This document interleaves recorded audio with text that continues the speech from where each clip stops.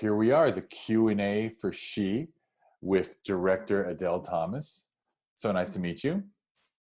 Nice to meet you too. Thank you for having me. And I wanted to say, sometimes I lose my sense of objectivity. And I feel like if we were in the theater and we had, first of all, it breaks my heart. I think your film is one of the most visually stunning films in the festival. Technically a music video, but it's so visually stunning Thank that you to so have much. seen it on the 20-foot-ish screen, I think it's 25, but to have seen it on the big screen, I feel like when we sat on the stage for the Q&A, you know, and put the folding chairs on the stage and then we'd start, I think the first thing I would just turn to you and say, wow. I just, even though that's not fair to the other filmmakers all the time, but I just think that Thank you. I've seen your film on a decent sized TV at home, but I think it's just so beautiful. I don't think there's a shot in She that isn't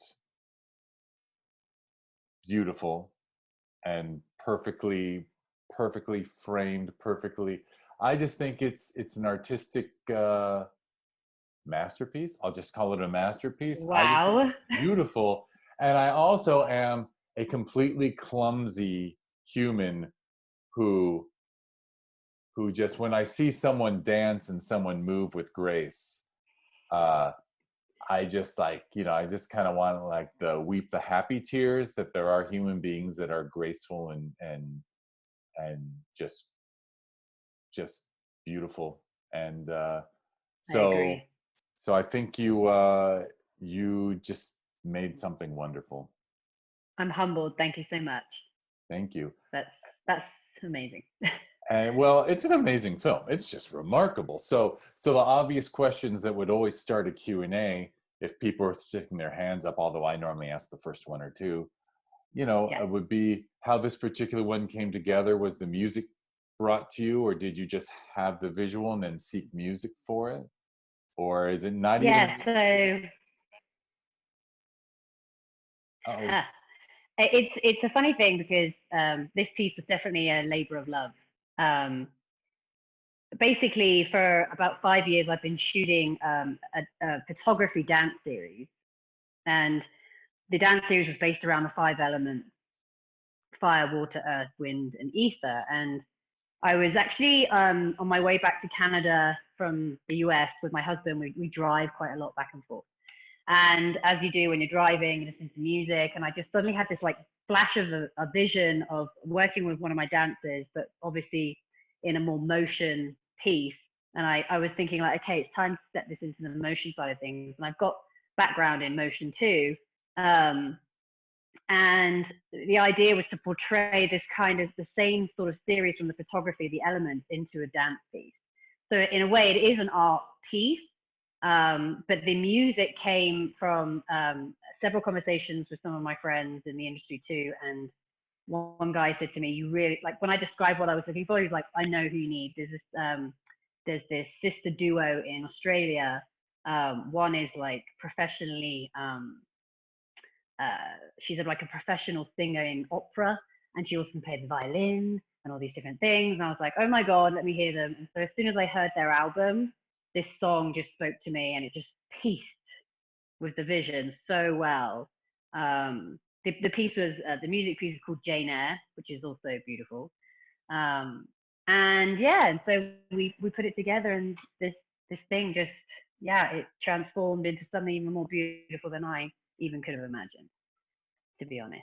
and I imagine once you selected that music, then that sort of, did that help create like a guideline of like length and mood and changes? It did, and if anything, like certain bits in the music, like when the dancer's running through the forest, she suddenly just bolts, and that just, when I heard that piece in the music, it just came, the vision of that came. So definitely the music helped partially to bring some of the storyline together and keep us in a 6 minute window too, which is kind of nice. So yeah, the music was a big part of the visuals actually, and also for the dancer. You know, when I let her listen to the piece, she would say as well that she enjoyed having so much creative freedom on the choreography because she could just really like let her body move into it. And like you said earlier, it's just so magical to see human form do that, especially when you don't really have that in you. Like myself, I'm not the best dancer, but I will always try. And I imagine, and what a great opportunity for her, because her style of dancing in the urban setting reflects Yeah, her environment, and then you move her into the forest and she's reflecting that environment, and just, I mean, it's just fantastic. So, and yeah, and her performance is as wonderful as the filmmaking. So yeah. hands always go up in the theater for something like this. How long, how, I mean, production, how long did it take to shoot this? Well, I think I went into pre-pro. I think it took me a couple of weeks to like gather everything and sort of formulate the shoot, and then I think she only worked on the dance piece for like a week. Like she'd like dabbled in it, and she didn't want to control it too much. She already has a very natural ability to move just on the spot. And I'm sure some of those moves that she did in the film, she just like she felt it while she was in the forest, and she thought, I'm going to bring that in. So she had like a basis, and then her style is so unique. She's a very unique dancer anyway. So I think she just let herself go with it. And yeah, the actual shooting period itself, we just took 2 days. One was like a daytime shoot, and the other one was nighttime, as you saw, early hours of the morning. That's incredible. I'm sorry, that's incredible. 2 days. I would have believed if it had been like 6 months of getting all the right shots or something, because it's just, I would think that A lot overwhelming of final locations. shot at the cliff edge, I would have thought that Mm, was a week, you know? I mean, maybe not a yeah, week, but I would have thought that took, because it's perfect and amazing. I mean, thank I you. get, maybe I don't know how easy it is to work with drones, but it's, the photography was superb for that stuff. So 2 days, kind of Yeah, miraculous. yeah. Did you play music for her while she danced on Yeah, camera? we brought a little speaker along, and we'd play it so that she could stay on time with things, and we could follow along. And then it's easier for editing as well, so you know where you are in the music. Yeah, so you had a full storyboard, you Yeah. had every second of that song mapped out visually. Oh yeah, yeah. But that's another Like reason we why. knew, yeah, we'd know the movements and the locations for every single. That's probably why, yeah, we could do it in the 2 days. We weren't like flapping around or anything. Yeah. Fantastic. And please give applause to your crew. Yes. How I mean, many people that's what I was going to say. So the cinematographer is a lady called Julie Kim. She's been in the film industry for like 20 years, and she's worked her way up from like, the low PA end all the way up the ladder. And she's an amazing cinematographer and director herself. And so when we had the conversation, she was super excited because she's quite busy all the time with commercials. So to get to do something that was more artful, she was very excited. That's my pup. Understandable. I think it's so adorable. I saw obviously someone's outside who's Yeah, just security dog over here, but not so scary. Yeah, and so she was just a magical element that came into it. And then we had a wardrobe stylist who I've worked with many times. We also had a couple of guys doing like grip and the electrics and things, the steady cam operator, the drone guy. We were a small team. We probably were about 8 crew members, including myself, plus the dancer. again 8 people getting those kinds of results. I would think there'd be you'll give those answers at a film festival Q&A, and then you see like other filmmakers like shuffle in their seats like, wow, that's Yeah. How did they? that must have been, obviously you just had a wonderful community form around this, 8 people giving their best. Yeah, we worked hard for sure. And so it sounds like did you basically shoot to the edit? You Virtually, I definitely had it fairly pieced together. The edit was still a little bit complicated because you needed it to seem seamless and I had to figure out how to get from that rooftop onto the other rooftop. So we did that eye transition thing, which was really fun. But in editing, it was a little complicated, but we managed. So yeah, it was pretty spot on, I think. Excellent. Well, I'm not surprised. It sounds like you went in knowing exactly what you were going to get, and thank goodness you got Magical. it. Yeah. And we Yeah. had good days. I mean, in Canada, you don't always have good weather days, even if it's forecasted. It's not always. Yeah. So you shot up. Where'd you shoot it? Vancouver, BC. That's where my best friend lives. This Oh, beautiful, really? beautiful area. Yeah. It's so beautiful. It's so Yeah. beautiful. That rainforest, is just, that's why it was just so magical and unusual.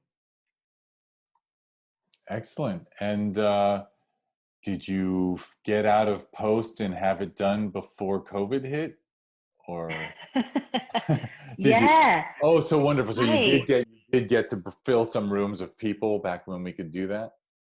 Well, I've actually only had it screened once, and that was through the festival, going through the festival. So it has been screened once in cinema in Berlin, of all places.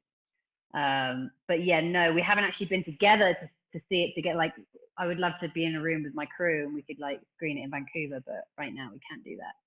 Maybe next year. For sure, for sure. Such a strange Fingers year. crossed. Strange Yeah. year.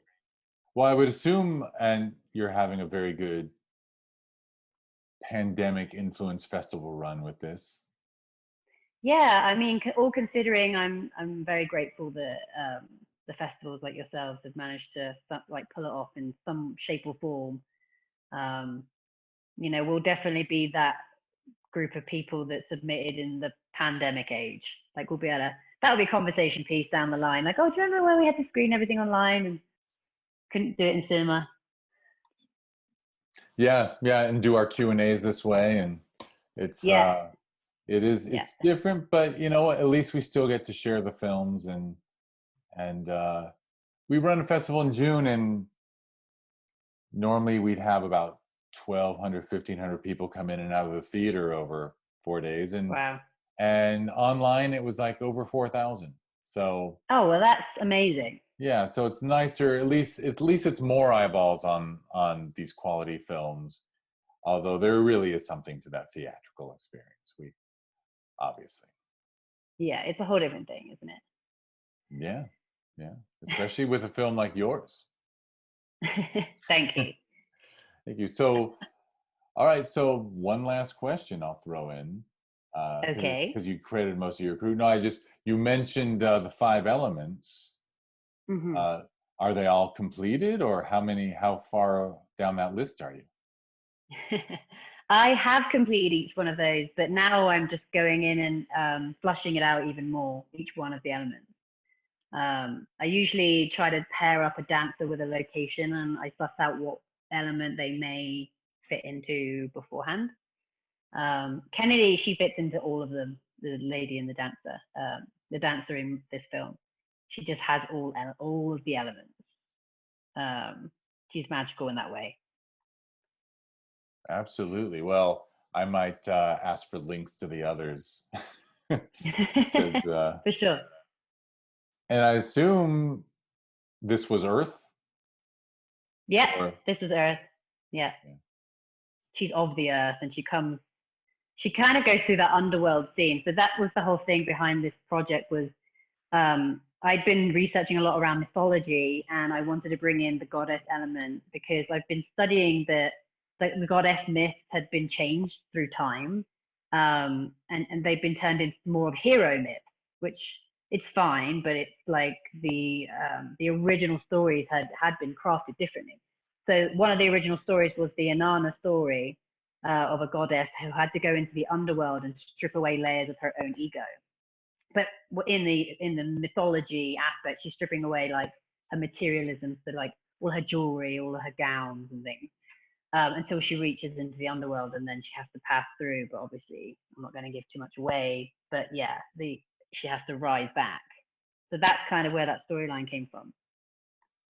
Very cool. Yeah, it's not at all like the dancing in India, but there was something about the goddess feel of her dance that I, like the Hindu tradition of like there were Yeah, dances that created the earth too. that's Like true. it kind of felt that way to me, that like I felt like she was sort of creating the world around her with her dance. I don't know. Awesome. I gotta. I can't wait till we can go to dance performances again. Yeah, right? Yeah. Yeah, not an easy time. No, not for the performing arts. No, No, just the digital arts. Digital art doing okay. exactly. All right. Well, is there anyone you didn't get to mention that kind of deserves it?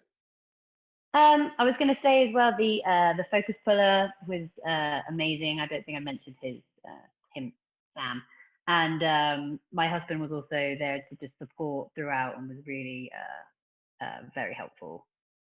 And also I had a wonderful friend who came and did like behind the scenes, and he made a behind the scenes video for me, and a friend who did the photography, which was great. Just like added little helpers, which is so helpful when you're trying to do a sort of small budget film. Absolutely. And behind the scenes stuff and getting stills is one of the things that Yeah, just doesn't get done because yeah, that 8-person crew is so essential. You can't pull anyone from what they're doing. exactly. Yeah. Bare bones. It was a pleasure to talk to you about this film. And you, thank you. You have a fan, and I'm sure you have many fans actually at the festival. So, Thank you, Jeff. That's awesome. and it was a pleasure Grateful to to be talk to you. here. Yeah, very Thank grateful you. to have you. Thanks. Thanks, bye.